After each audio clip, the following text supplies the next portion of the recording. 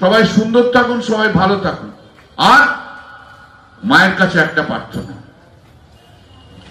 মা যেন দুহাত ভরে আমাদের দিদি মমতা দিকে আশীর্বাদ করে 2026। আর পশ্চিমবাংলায় যতগুলো অসুর আছে না, সে অসুরগুলো যেন বধ হয়ে যায়, 30 যেন অতিক্রম না করতে পারে।